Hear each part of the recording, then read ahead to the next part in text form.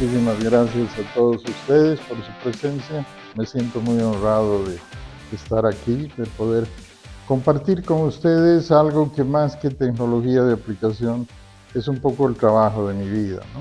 Les presento toda nuestra historia como empresa. ¿Por qué les presento esto?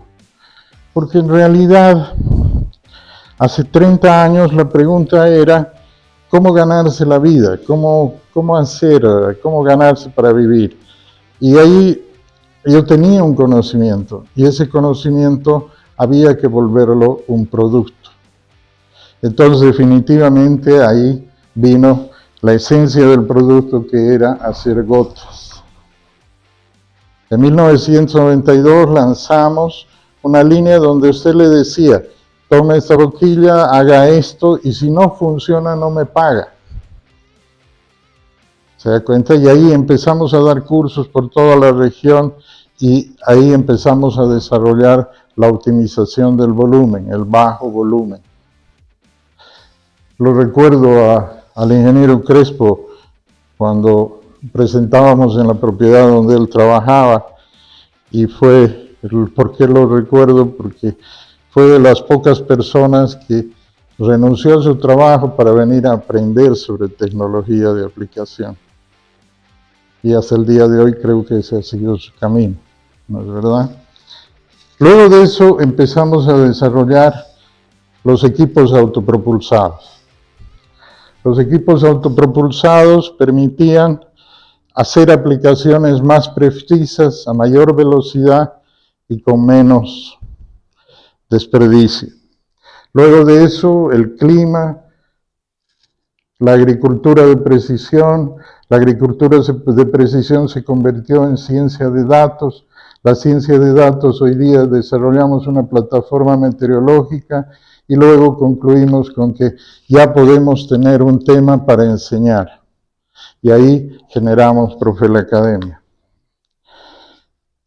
¿Qué era en 1993 el tema de la tecnología de aplicación en bajo volumen? Se proponía hacer aplicaciones de 20, 60 litros por hectárea, confiriendo temperatura, humedad de viento dentro de esos valores. Al mismo tiempo, para el sistema aéreo o terrestre significaba presión de 3 bares, y los traslapes entre pasada y pasada de máquina era de 1 metro. Todo eso se podía medir con 25 gotas por centímetro cuadrado en el papel sensible. En el papel sensible, 25 gotas por centímetro cuadrado permitía un nivel de eficiencia óptimo. Si conseguías tener más de 100 gotas por centímetro cuadrado, con 25 ya empezaba la eficacia. Estos elementos, ambos, nos permitieron avanzar, y junto con eso empezamos a desarrollar el tema de las gotas. Las gotas, su movimiento, los diámetros de gota, la diferencia entre pulverizar o fumigar, o la diferencia entre aplicar, llevar el defensivo agrícola hacia el objetivo biológico. Era muy importante el tamaño de la gota. Se podía medir. Todo aquello que se puede medir se puede mejorar. Entonces, al medir, y como les decía, el parámetro con el que empezamos hace 30 años eran 25 gotas por centímetro cuadrado. Al mismo tiempo, estas gotas, al atravesar el aire, sufrían un proceso de evaporación. Y ahí empezamos a estudiar y descubrimos que había 3 ciencias al respecto. La meteorología, una ciencia generada en 350 años antes de Cristo, que estudiaba la física y los fenómenos de la atmósfera. Los griegos ya empezaron a trabajar sobre este tema. La climatología, que estudia las condiciones medias de la atmósfera en el tiempo cronológico, ya es una ciencia que se empieza a tener registros desde el siglo anterior, 1884. Y la agrometeorología, desarrollada a partir de 1948, que estudia los efectos de la atmósfera, los factores meteorológicos en la agropecuaria. Si tenemos ejemplos que nos puedan diferenciar, meteorología se podría decir cuando se habla de es el viento norte a 18 kilómetros por hora o hay una temperatura de 25 grados, son datos meteorológicos. Si hablamos de que Porongo tiene un clima cálido con una temperatura promedio de 25 grados, ya estamos hablando de clima. Cuando hablamos de agrometeorología es cuando explicamos de que la evapotranspiración y el balance hídrico son específicos a cada cultivo.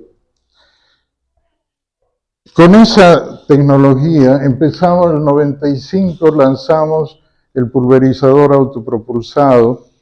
Fuimos los primeros prácticamente en América Latina en hacerlo comercialmente. Esta era una marca que nació en 1968. El autor de esta máquina, el que diseñó, fue un alemán, apellidaba Kirchmann. Kirchmann fue un alemán de la posguerra que ya no podía volar en avión, pero asoció de una manera muy interesante. Él estaba en las aplicaciones aéreas y él hizo una asociación interesante. Decía, ¿por qué la aplicación aérea no se podría hacer con bajos volúmenes? Y empezó y diseñó una máquina para aplicar en bajo volumen. La hizo prácticamente de aluminio, igual que un avión, para tener la velocidad y con un motor Volkswagen de la época, podía hacer aquí en la propaganda, dice, más de 1000 acres por día, o sea, unas 500 hectáreas por día. Ya aparece entonces en Dakota del Norte, mencionaba que ya era posible. Le hablo del año 68. Nosotros trajimos esta máquina el año 1993. A Santa Cruz se hizo el lanzamiento. Luego de esto llegaron todo lo que se llama la agricultura de precisión, los electrónicos que empezaron a darle a la aplicación, a los equipos le empezaron a dar precisión. Y un detalle interesante, además de dar precisión, mantener los diámetros de otros uniformes, disminuir los traslapes, etc., al mismo tiempo generan datos. No solamente están permitiendo el control de la aplicación, sino también pueden reportar lo que está haciendo. Entonces ahí se generó algo interesante que luego se dio en llamar la ciencia de datos. El 2004 el MIT en Estados Unidos, en Boston, lanzó el concepto de data science, la ciencia de datos. En 2004. ¿Qué sucedía con esto? El MIT, este es un dato interesante, el MIT es una institución, un instituto que tiene 97 premios Nobel entre sus alumnos. 97 premiados con el Nobel en el MIT, la mayoría en las ciencias exactas, ¿no? Y ellos hablaban que la ciencia de datos, básicamente es un pequeño resumen para poder entender, decían que era un proceso de 4 etapas. El registro del dato, la estadística del dato, el análisis del dato, su interpretación y acción. O sea, que el objetivo de la ciencia de datos es generar acciones. O sea, de nada sirven los datos si no hay una acción en respuesta. Entonces, cuando esto sucede, los resultados empiezan a optimizarse en los procesos. Ahí empezaron a generarse un montón de herramientas y ciencias que digitalizan, se empezó a desarrollar el concepto de digitalización de campo. Pero observen ustedes de que algo está faltando acá. Aquí están digitalizando la siembra, el control de cultivo, la cosecha, todos están haciendo mapas y hay un faltante aquí. El faltante precisamente llegó a ser aclarado el 2010 por la FAO, cuando la FAO lanzó el concepto de agricultura climáticamente inteligente. La FAO lanzó en La Haya, dijo que la humanidad debe comprender la variabilidad climática para desarrollar variedades resilientes y tecnologías agrícolas que permitan incrementar la producción de alimentos 1/3 más hasta 2050. Ahí empezó ya a formalizarse que el cambio climático era una realidad, ¿no? Estamos hablando del 2010. Nosotros en la parte de aplicación, como éramos muy dependientes de las condiciones climáticas para poder hacer una aplicación eficiente, empezamos a detectar que hace 30 años el viento en Santa Cruz no pasaba de los 10 kilómetros por hora. Hoy día ya es normal 20, 25 kilómetros por hora. Y eso para las aplicaciones es básicamente muy determinante para la calidad. En 2015 lanzamos nuestra plataforma de Profel Clima, que lo que hace es enlazar estaciones meteorológicas en campo y a través de algoritmos conectarla a la red de satélites y sistemas de pronósticos meteorológicos. ¿Cuál es lo interesante?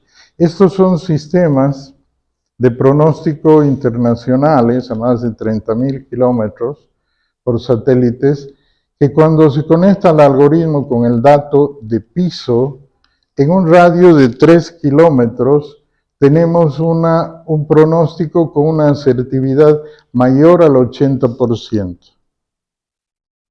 ¿No? Y esto hoy día está mejorándose incluso con la inteligencia artificial. Entonces, con este elemento, el 2015, insertamos ya en la agricultura de precisión, insertamos ya el dato meteorológico. Este dato meteorológico nos permitió cerrar todo el concepto que permite manejar la gota y esta información volverla en digital y poderla manipular ya en un celular, en un sistema informático. Y en ese sentido nos permitió llegar a entender que la tecnología de aplicación no se puede circunscribir como una tecnología que resuelva la aplicación. O sea, por eso hicimos el manual, precisamente porque pensamos que cuando vamos a aplicar solamente depende del agua y la boquilla, que eso es todo, cuando en realidad es un conjunto de decisiones que involucra dos procesos, un proceso físico y un proceso bioquímico.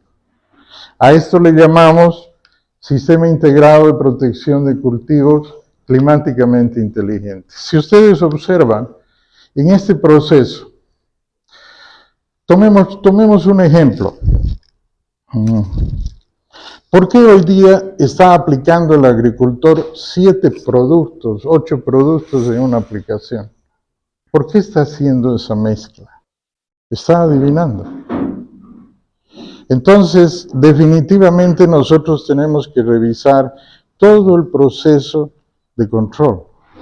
Por ejemplo, el primer punto es el monitoreamiento, o sea, el diagnóstico de la enfermedad. Tenemos monitoreado, el próximo paso es ver cuál va a ser la solución, el ingrediente activo, en qué dosis, en qué momento voy a aplicar. Una vez que tengo estos elementos, vengo a la aplicación, pero tengo que ver las condiciones climáticas, la calidad del agua y, hecho este conjunto, controlo el resultado a través de medir la cobertura. Entonces, a esto estamos proponiendo en el manual que tecnología de aplicación es básicamente el punto 6 en un proceso de 9 etapas. Y eso es lo que queremos resaltar. Por eso vamos a, después de esta presentación, el colegio va a promover capacitación y estudiar estos conceptos, porque hoy día, ¿qué está sucediendo? son dos temas que nos muestran que algo no estamos haciendo bien, ¿no?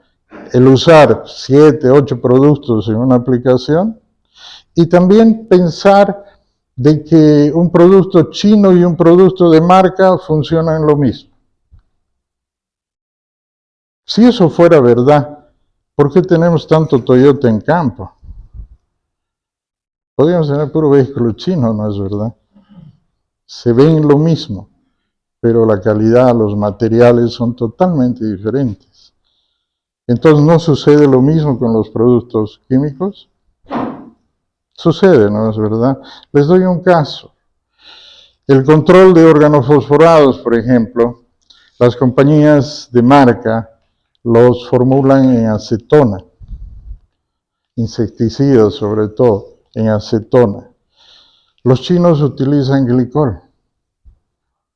¿Cuál es la diferencia de precio? Es enorme entre la acetona y el glicol. ¿Y qué sucede? Un producto formulado con acetona puede soportar más de 45 grados al momento de aplicación. El producto en base a glicol con 30 grados ya evapora. Entonces, definitivamente hay diferencia. Estamos haciendo eso, solo esos dos elementos. Y un poco la idea de esta primera conversación sobre el tema es precisamente del poder ver que en campo todos percibimos que no estamos haciendo bien las cosas, pero al mismo tiempo no hay una información coherente. ¿No es verdad? Si usted pregunta a una persona u otra que sabe de tecnología de aplicación, ninguno concuerda. Y eso significa que nosotros, quienes estamos desarrollando, no estamos trabajando en conjunto y no estamos trabajando profesionalmente en el tema. Por eso la necesidad de este tipo de eventos, y agradezco y felicito al directorio de Sinacruz.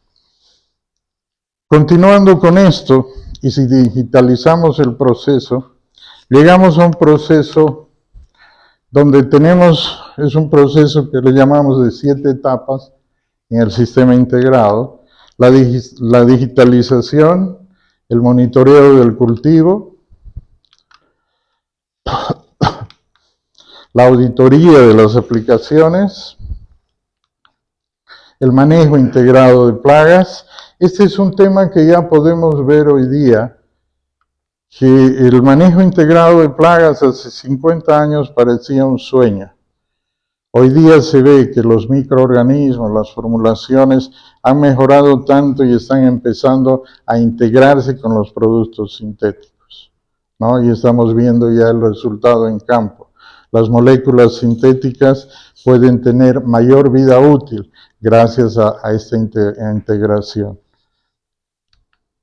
al mismo tiempo que mejoran los controles.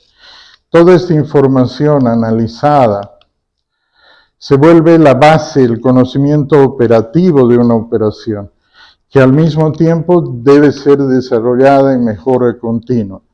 Definitivamente este proceso de digitalización en la agricultura, en la parte operativa, nos va a permitir ir avanzando en cuanto a resultados y trabajar con conocimiento.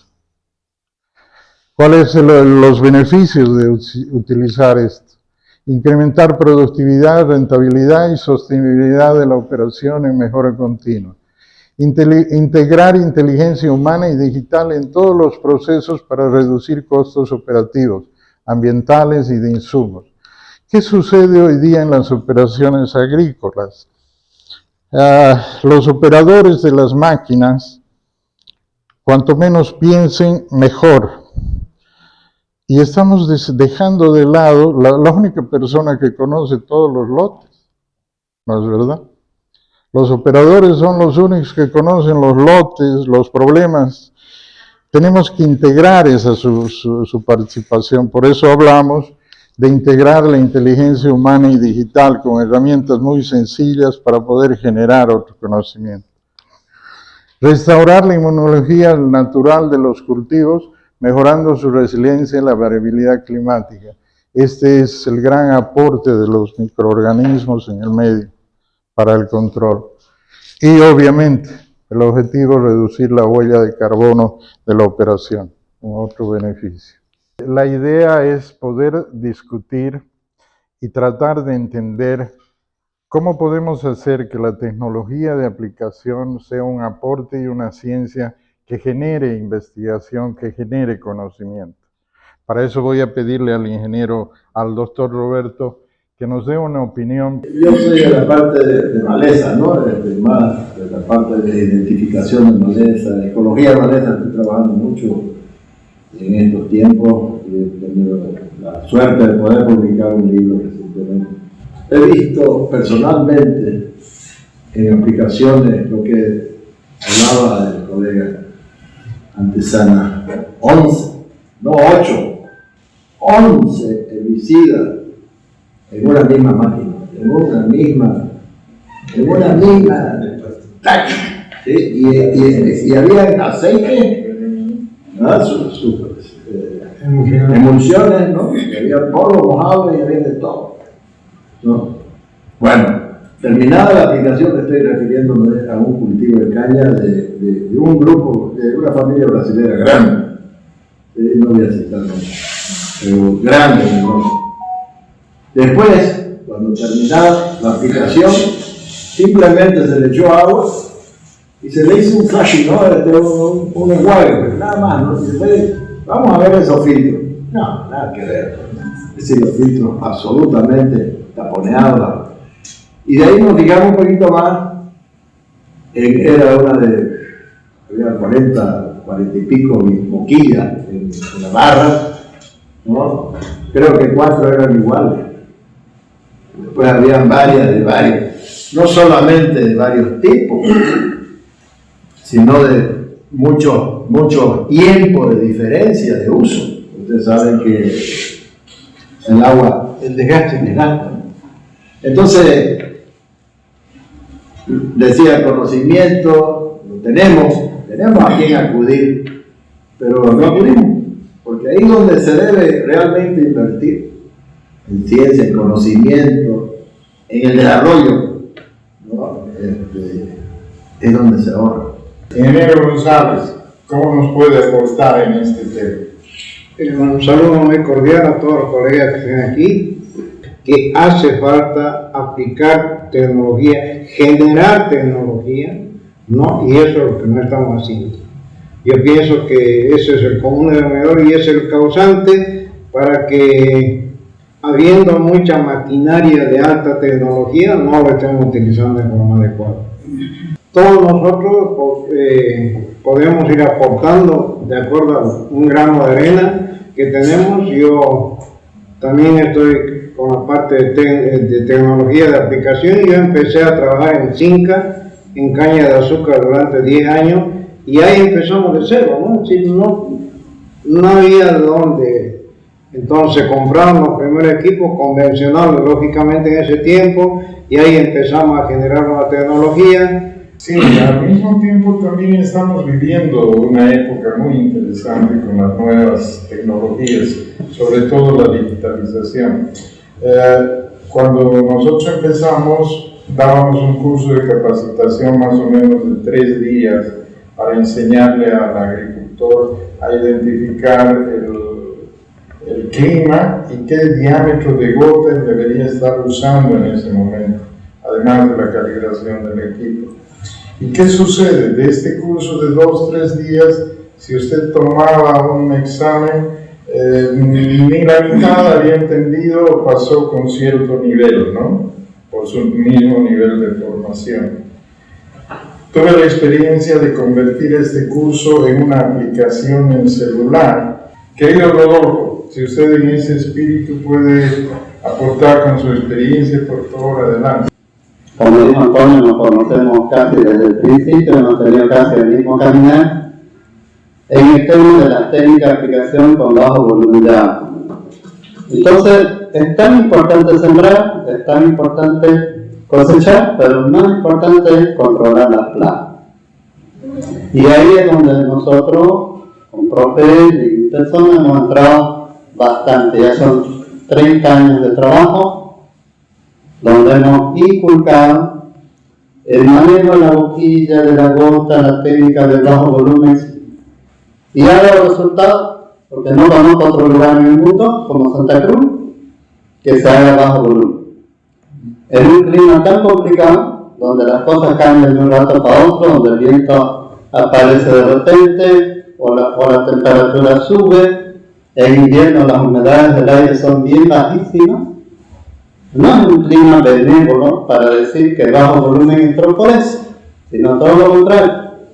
Por ser un clima complicado, el bajo volumen se estableció acá en Santa Cruz. Sencillamente porque el bajo volumen es la respuesta a todas estas condicionantes, ya sea climática, incluso biológica.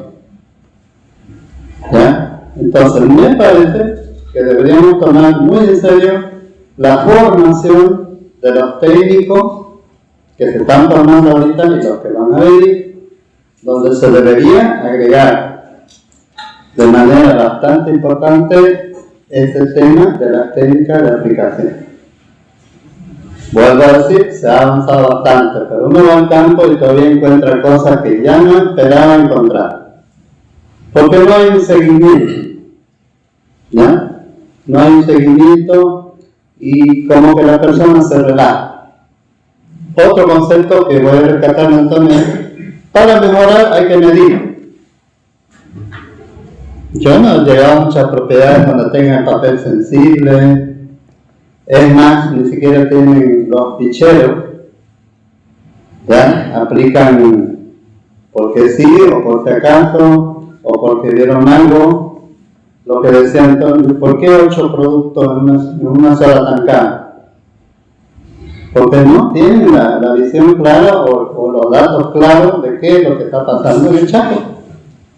Entonces por si acaso, insecticida para eso, insecticida para esto, fungicida por acá, fertilizante, o sea, estamos más o menos adivinando, y eso es cierto.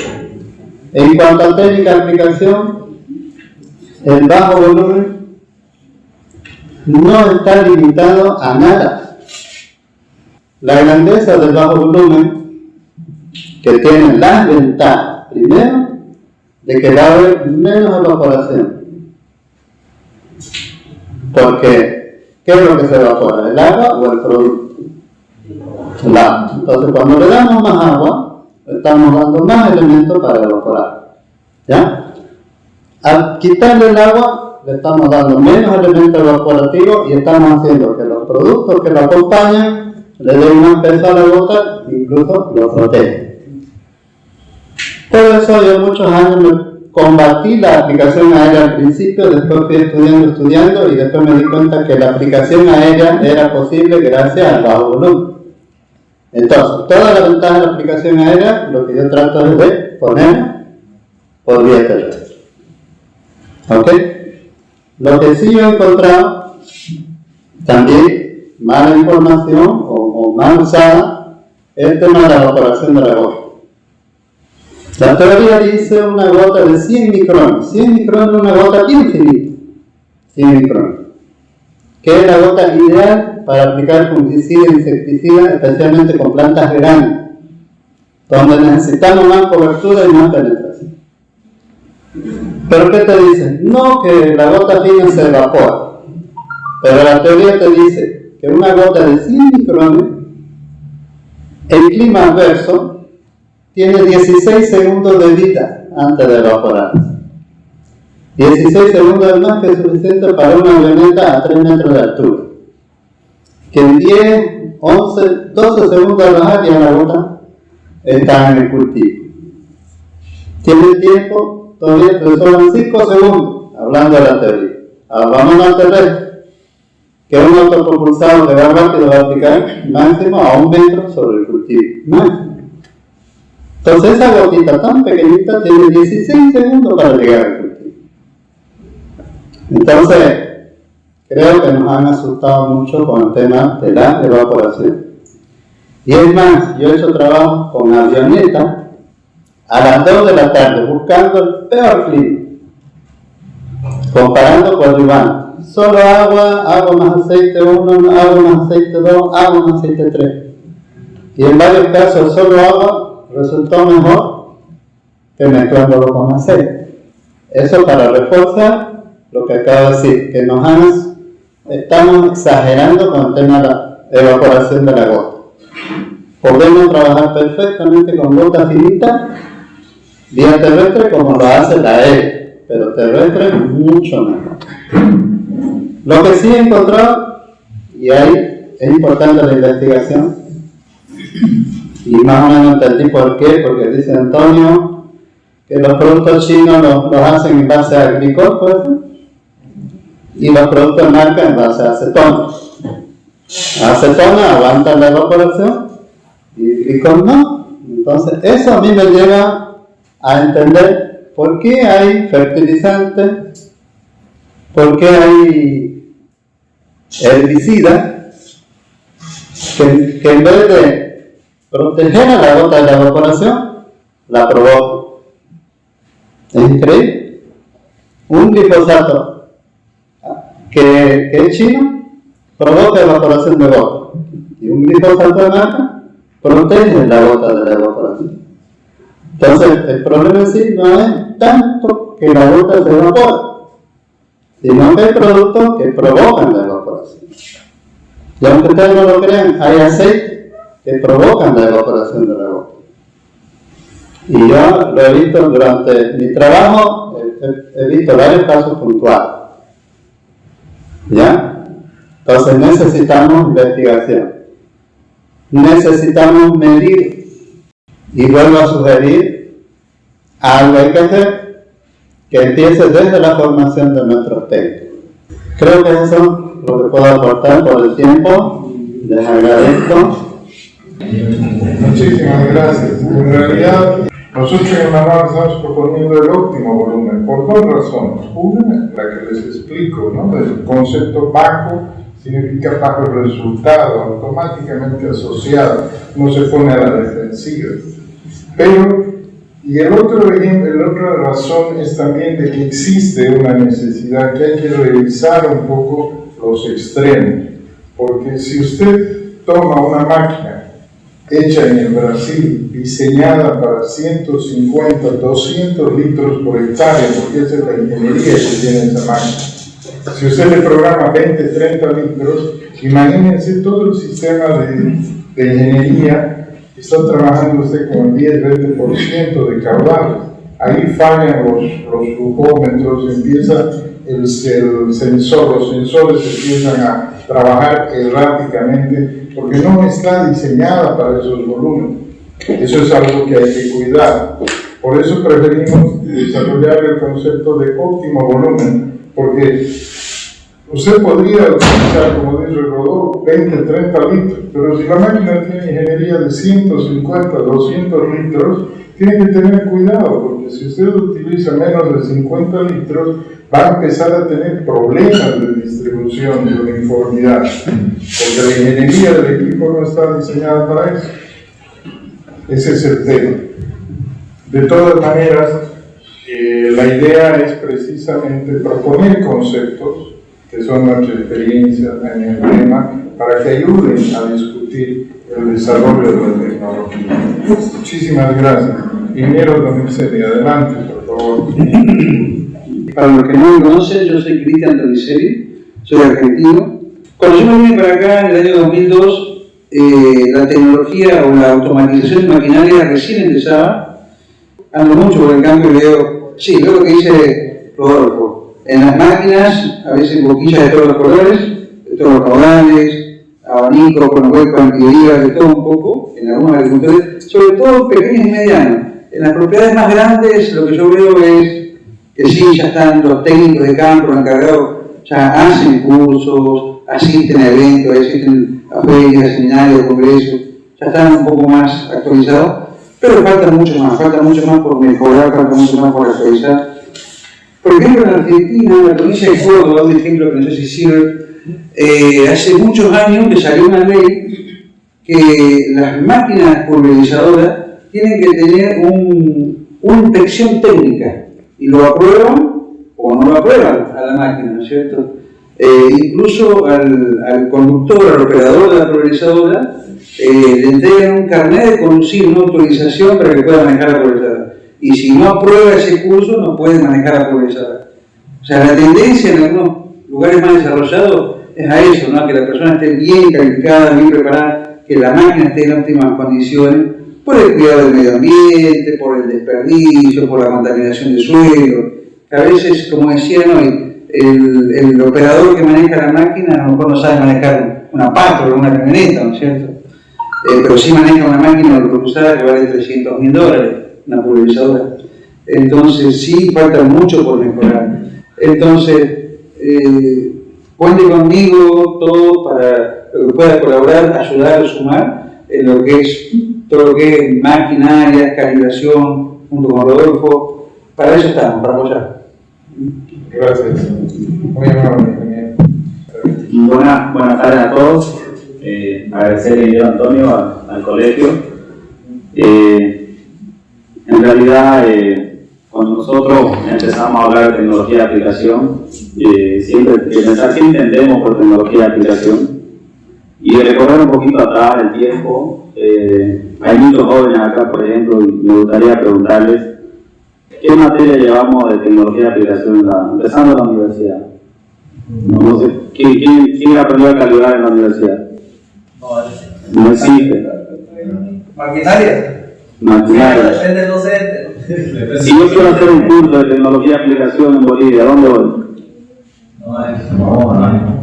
Entonces, ¿cómo podemos afuera evitar esas pérdidas que están ocurriendo si no tenemos desde la base del conocimiento empezar a trabajar eso? Nosotros empezamos a trabajar hace un par de años atrás y es muy preocupante, por ejemplo, lo que hablaba acá el ingeniero, inspección de máquinas. Más de 300 máquinas inspeccionadas, ¿qué significa? Mangueras, filtros, boquillas. Si nosotros fuéramos digitalizadores, ni el 90% de las máquinas están aprobadas. Hay otras cosas que se ven, mezclas. Si ustedes miran cuántas de glifosato, marcas de glifosato, tenemos más de 200 marcas de glifosato. Insecticidas, fungicidas. Nos seguimos preocupando por el pH, por ejemplo, de las aplicaciones. Hay que bajar el pH para aplicar herbicida. Hay que trabajar con tal tamaño de gota para aplicar un herbicida.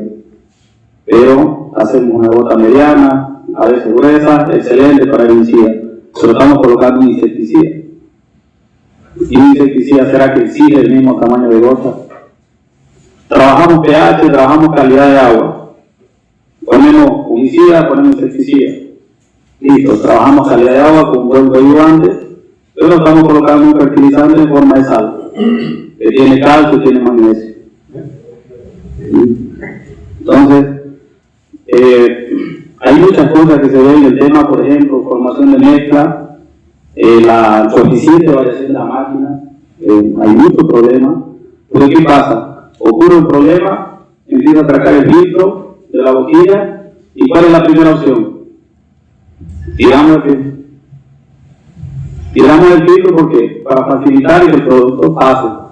Pero ¿qué está pasando? Empezamos, el orificio de la boquilla empieza a trancar, empieza a obstruirse y empezamos a tener más productos, menos productos, más productos, menos productos. En una máquina de 72 boquillas tenemos un coeficiente de más de 14, 16 hasta 20% de variabilidad en una pasada. Entonces hay muchos problemas ahí. Yo creo que deberíamos empezar desde la base, ¿no? Convocar a las universidades, hacer un poco más de esfuerzo ahí, entrar en un esquema de entrenamiento y centralizar los conceptos que nos propone ahora el ingeniero Antonio, que me parece muy interesante. Cómo convertir esa pulverización en aplicación. No solamente hoy en día podemos hablar de pulverizar, ¿no? Que es el equipo, tenemos las mejores máquinas en el mercado por la última tecnología. Operadores que no tienen todavía el conocimiento para manejar esa tecnología. No hemos terminado de comprender a las máquinas pulverizadoras y ya empezamos a trabajar drones, ¿no? Queremos dejar de usar las máquinas y empezar a usar drones. No hemos entendido la tecnología de aplicación en pulverizador terrestre, pero ahora vamos a pasar a drones. Entonces, son muchos conceptos. Si nosotros queremos convertir, empezamos nosotros a trabajar viendo producto y el blanco, que sería como un paso 1. Luego miramos el volumen de mezcla, y hay mucho para hablar porque tiene que ser técnico operacional, y ahí concuerdo lo que dice el ingeniero Antonio, empezar a mirar un óptimo volumen. Me he topado con agricultores que quieren hacer 20 litros por hectárea, pero vos hacer la mezcla no anda, hay que cambiar el producto, no quiero, ya tengo comprado, entonces aumenta más agua. Pasar de 20 a 25 y solucionar el problema, pero no a veces no se quiere hacer. O a veces tenemos una máquina, digo, 3.000 litros de tanque, que me haga 40 litros por hectárea, por ejemplo, hago 75 hectáreas, operacional, y lo técnico. ¿Será que esa formulación de agroquímico va a responder a esa gota, a ese volumen y a esa condición ambiental? Después estaría el tema de la boquilla, gota, ¿no? Ahí se mira a veces el volumen, se mira el producto, pero dejamos de ver qué está pasando con la gota. Nos tocó el campo a veces vos mirar con el papel, vamos a controlar un pegador y está haciendo una máquina a baja presión, una gota gruesa. ¿Cómo controlar un pegador con gota gruesa? ¿No? El tema de las inversiones técnicas, uno hace entrenamiento y dice, no, nadie aplica sin viento, todos necesitamos aplicar con viento. Termina el entrenamiento, pasa por la propiedad y sigue aplicando con 0 viento, en la mañana y en la tarde. Después sería el tema de calibración. Calibrar, nos enseñaron, me acuerdo que me enseñaron en la universidad, pero nadie sabe configurar, que son cosas ya muy diferentes. Hemos aprendido a calibrar tal vez, pero configurar es muy diferente. Formación de mezclas, había un padrón, ¿no? ¿Cuál producto va primero, cuál va después? Se coloca, inclusive en tabla donde colocamos coadyuvante, producto A, producto B. Queremos pillar el campo, no existe una fórmula. Muchas veces invertir ese orden de mezcla hace totalmente el resultado. Y condiciones climáticas, ¿no? Monitoreo de las condiciones meteorológicas y volvemos otra vez al blanco objetivo. ¿Qué hemos comprendido? Que cuando uno se sale de ese círculo, empezamos a pulverizar y dejamos de aplicar, ¿no? Pulverizar, todo el mundo puede pulverizar, convertir ese volumen en gota. El reto realmente está en aplicar. ¿Cómo hacer que el 100% que sale de la máquina llegue al objetivo? Y ese es el verdadero reto, y eso, como se está hablando acá, es con conocimiento, con información, con investigación. Entonces eso sería de impacto. Muchísimas gracias, Javier. Muchísimas gracias a todos los panelistas.